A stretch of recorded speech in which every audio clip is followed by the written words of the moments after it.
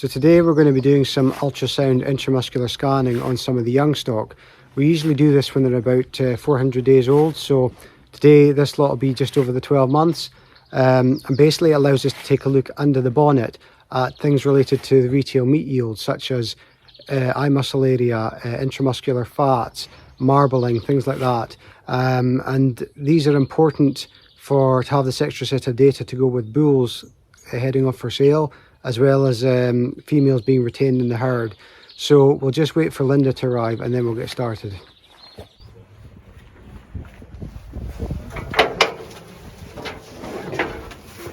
The first thing I'm looking for on an animal is the amount of fat that's on the rump. So to take a measurement of that. I'm also finding the rib fat measurement. We take a rib and a rump because, especially in the native animals, they can have quite a far more fat on the rump than maybe continentals, and they use it to store for the winter. So it's not necessarily a bad thing. And then we go across the ribs, basically where the sirloins are, and we're looking for how much marbling. So this is what's going to end up in your plate, giving you the good stuff. She's marbling as well. Yep. Good for marbling. Good for marbling. Yeah. But yeah, it's good marbling. And then eye muscle. Oh yeah. She's filling the space. Here we go. Right. Oh. It's eye muscle. I think, yeah, the eye muscle. The ribeye steak, basically, which you buy. Yeah. And yes, she's got a decent ribeye size. Good girl. Good girl. That's it. Yeah. Give her brownie points. So this heifer here is 460 kilos, and she's just about 12 months old now. So that's good. We usually bull them at about 15 months. So she'll be well on the way. She'll be over 500 kilos by then. So it'll be good.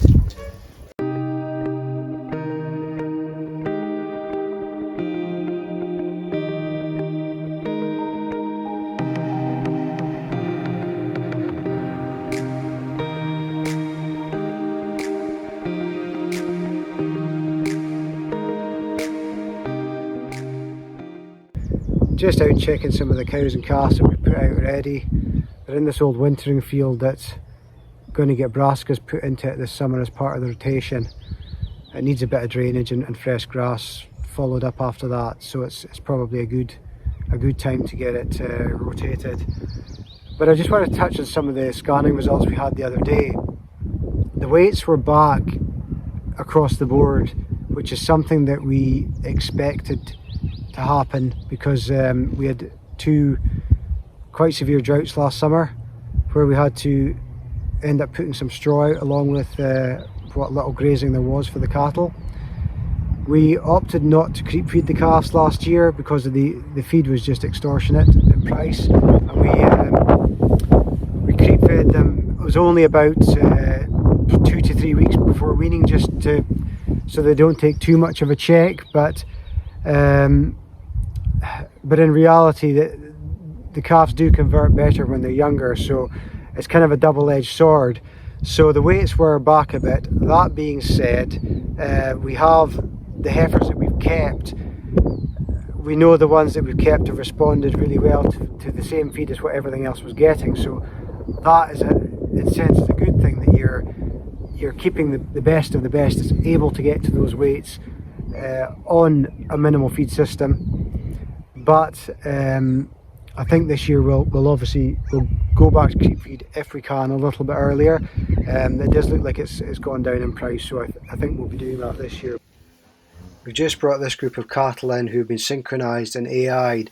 We expect them to calf down over the next couple of days. Just on my way out to the calving shed now. Always happens in the middle of the night. First time calver, so I'm putting some straw up its nose just to get it to choke that stuff up. Come on then. Come on, Collie. Get the yuck off of its nose and out its mouth. And we'll get another wee bit of strop. Come on, Collie. Come on, Collie. Come on, Collie. That's it. That's it. Come on.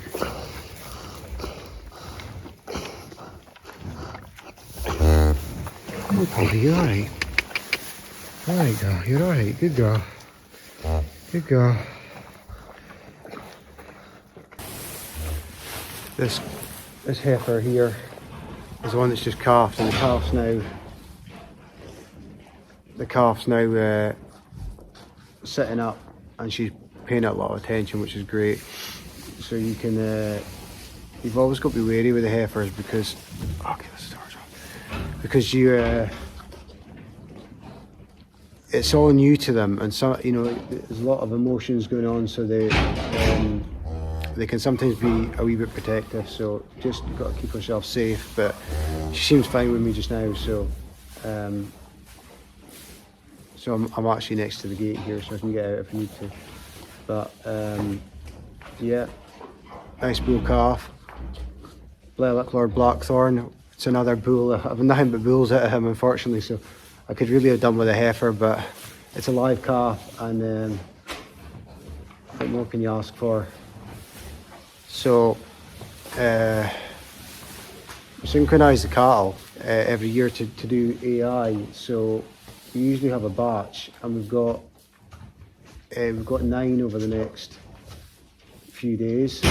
So it has its positives in that you can get it out the road, and also when if you're not here all the time, you don't need to be watching the cows for natural cycles. If you want to use different sires in AI, you can just kind of plan the job and get it done.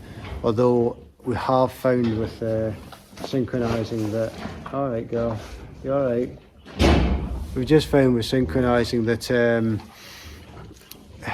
you don't get as good a hold rate as natural when you're watching them and just putting the straws in. And obviously you usually have to use 2 straws instead of 1, so it can be a bit more costly. It's not, and you just don't quite get the hold rate that you do with the natural. So that being said, we still usually get about 2/3 to 3/4 hold, so it's not bad.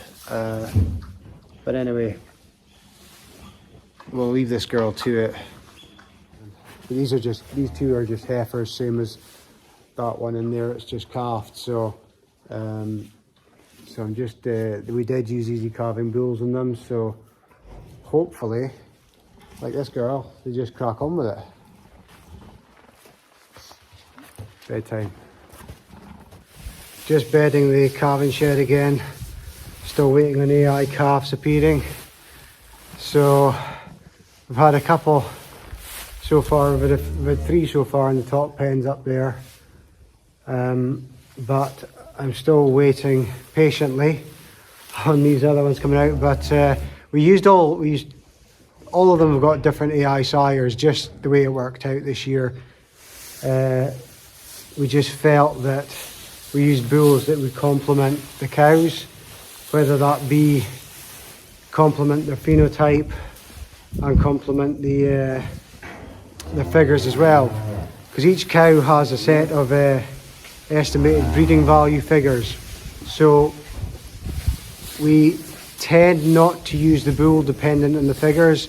To be honest, that's a secondary tool, but it's always handy if they've got good figures as well.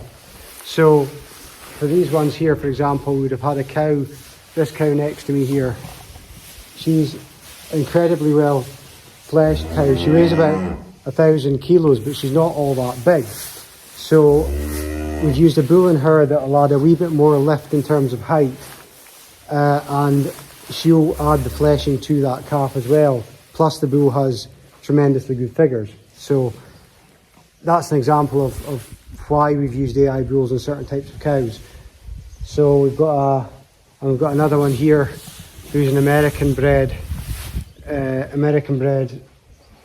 3-year-old, sorry, and she's in calf to a more powerful sort of bull that we feel will just put a bit more power into the calf. So it's a bit of a jigsaw puzzle, this cattle breeding, to be honest, and you just try and find the right answer every year. And I think the key thing is that it's never a finished article, because you're always trying to, if you keep going down the route of easy calving, for example, easy calving figures, you're going to start getting smaller pelvic bones, which is going to actually make it harder for those daughters to calve down. So you've got to strike a balance. It's never finished. So we just try and do your best every year to match up what you think is going to work in your breeding program.